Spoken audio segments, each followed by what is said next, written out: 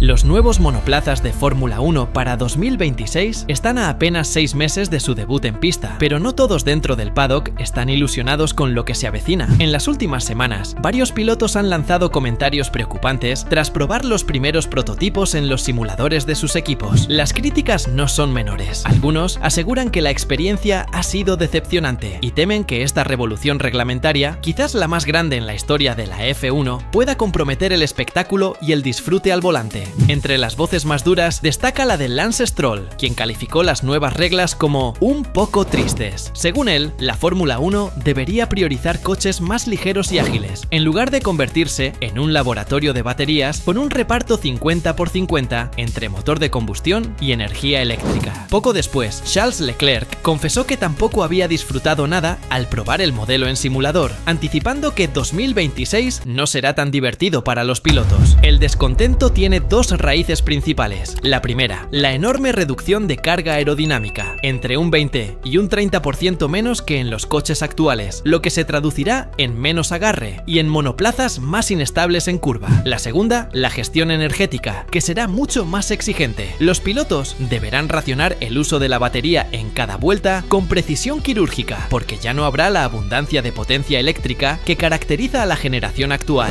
Desde la FIA no muestran sorpresa. Aseguran que las quejas de los pilotos siempre llegan antes de un cambio radical.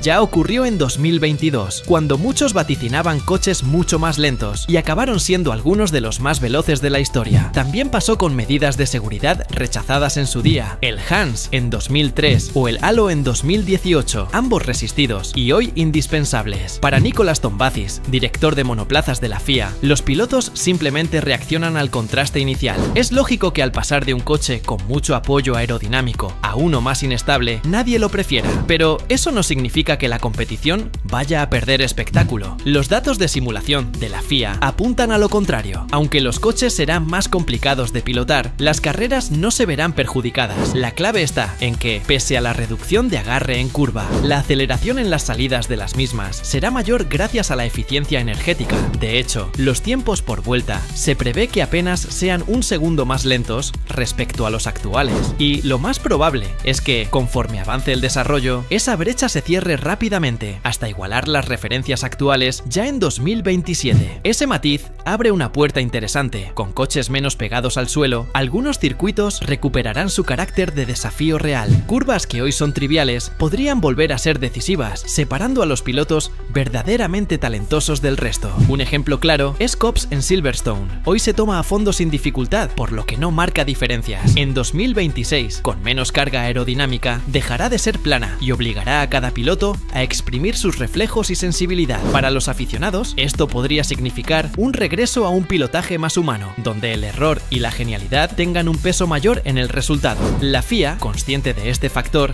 ve en ello un aliciente más que un problema. Será la habilidad al volante, y no solo la ingeniería, lo que marque la diferencia, pero la gestión energética sigue siendo el gran foco de inquietud. En 2026, la dependencia de la batería será mucho mayor. El sistema pasará de aportar 120 kilovatios a unos imponentes 350 kilovatios. Eso supone más potencia híbrida, pero también más riesgo de lo que se conoce como clipping, cuando la batería se agota antes de llegar al final de una recta, reduciendo la velocidad máxima. Hoy ya ocurre en ciertos circuitos, pero con los nuevos coches será mucho más frecuente. Las primeras simulaciones incluso planteaban escenarios dramáticos, como monoplazas quedándose sin potencia a mitad de la recta principal de Monza, obligando a los pilotos a reducir marchas en plena aceleración para mantener las revoluciones en rango. Para evitarlo, la FIA ha introducido varias medidas de control que buscan suavizar la entrega de energía y evitar esos apagones bruscos. La primera medida de la FIA para evitar el colapso energético fue reducir la resistencia aerodinámica de los coches. Se implementarán alerones móviles con dos configuraciones, una de bajo arrastre para las rectas, que permitirá al coche deslizarse con mayor eficiencia, y otra de alta carga para las curvas, garantizando estabilidad donde más se necesita. En un principio, se pensó en llamarlas modo X y modo Z,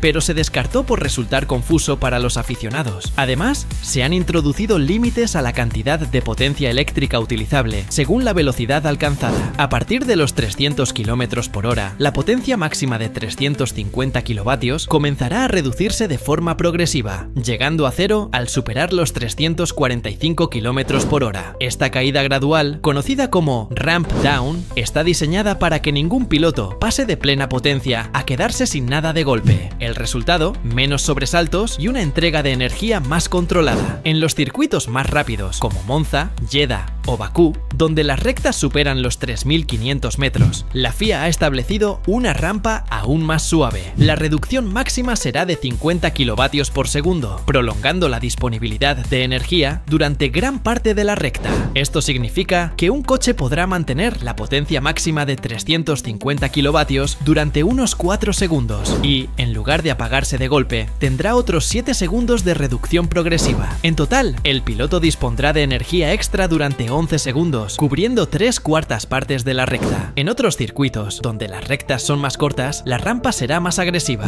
100 kilovatios por segundo. Todo esto busca una sola cosa: evitar que los monoplazas se conviertan en coches muertos antes de llegar al punto de frenada y que la F1 conserve su identidad de velocidad pura. Aun con estas soluciones, la FIA no baja la guardia. En los últimos meses, ha modificado también las normas deportivas para limitar la cantidad de energía que puede regenerarse en ciertas pistas. Inicialmente, el máximo por vuelta era de 8,5 megajulios, aunque podía reducirse a 8 en algunos trazados. Ahora se ha añadido la posibilidad de restringirlo hasta 5 megajulios si fuera necesario. ¿La razón? Evitar que los pilotos recurran a tácticas antinaturales, como frenar en exceso en las rectas durante la clasificación, solo para cargar la batería. Tom Bathys explicó que la idea es proteger la pureza de la vuelta rápida. Una vuelta de calificación debe ser un ejercicio de agresividad y precisión, no un juego de administración energética. Con ello, la FIA busca blindar el espectáculo, incluso en el contexto de monoplazas híbridos más dependientes de la batería. Mientras tanto,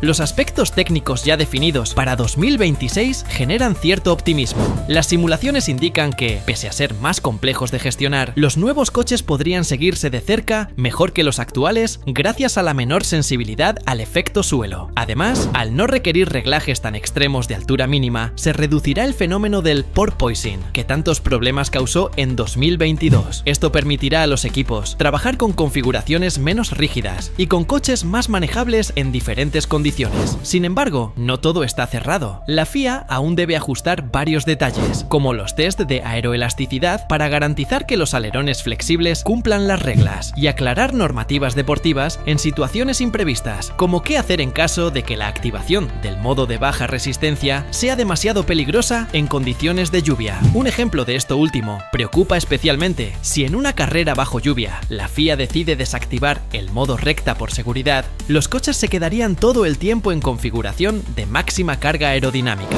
Esto no solo aumentaría la resistencia, sino que también hundiría más al coche contra el asfalto en plena recta, generando riesgo de bottoming y desgaste excesivo del patín. Las estimaciones indican que la diferencia de altura entre correr con modo recta activo o no podría ser de hasta 8 milímetros, lo suficiente como para alterar la puesta a punto de todo el monoplaza. La FIA sabe que este tipo de escenarios deben resolverse antes de que los coches salten a pista, porque un error de cálculo aquí podría arruinar tanto la fiabilidad como el espectáculo. El margen de maniobra es corto, pero imprescindible para evitar futuros escándalos reglamentarios. Aún con tantas medidas preventivas, la FIA no descarta nuevas intervenciones si en la práctica surgen problemas imprevistos. Un ejemplo reciente fue la propuesta de reducir la potencia máxima en carrera de 350 kilovatios a 200 kilovatios, con la intención de alargar la disponibilidad de energía y evitar que los pilotos se queden sin impulso demasiado pronto. Los fabricantes, sin embargo, rechazaron la idea por considerar que restaría atractivo y que no era necesaria en esta etapa.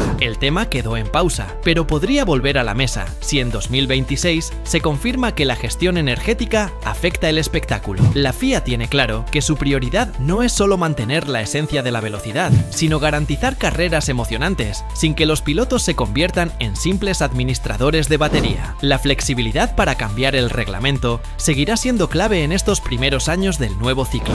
Lo cierto es que la historia de la Fórmula 1 demuestra que muchas de las críticas iniciales acaban disolviéndose con el tiempo. Lo vimos con el Halo, con el Hans y con los propios monoplazas de 2022, que pese al escepticismo previo, terminaron marcando tiempos impresionantes y generando luchas en pista más limpias. El temor a coches menos espectaculares puede que no se cumpla y, por el contrario, estos nuevos retos podrían revalorizar el talento de los pilotos. Con menos agarre y más gestión energética, se abrirá la posibilidad de que la diferencia entre un buen conductor y uno extraordinario se note mucho más. Curvas que hoy son a fondo sin margen de error volverán a ser un desafío real, donde cada decisión marcará décimas cruciales. La Fórmula 1 siempre ha sido una prueba de adaptación y 2026 no será la excepción. En definitiva, el futuro inmediato de la categoría se moverá entre la incertidumbre y la promesa. Los pilotos pueden sentirse incómodos al inicio, pero el desarrollo implacable de los equipos, unido a la capacidad de reacción de la FIA, acabará afinando esta nueva generación de coches. En apenas un año, los ingenieros probablemente habrán recortado la diferencia de tiempos y para 2027 es posible que los monoplazas vuelvan a ser tan rápidos como los actuales. La pregunta ya no es si la Fórmula 1 podrá adaptarse, sino cómo transformará estas nuevas reglas en un espectáculo que combine innovación tecnológica, gestión estratégica y pura habilidad al volante. Lo que está claro es que el cambio no será menor. Los coches de 2026 marcarán un antes y un después, y quienes logren dominar esta nueva era quedarán en la historia como los verdaderos pioneros del futuro de la F1.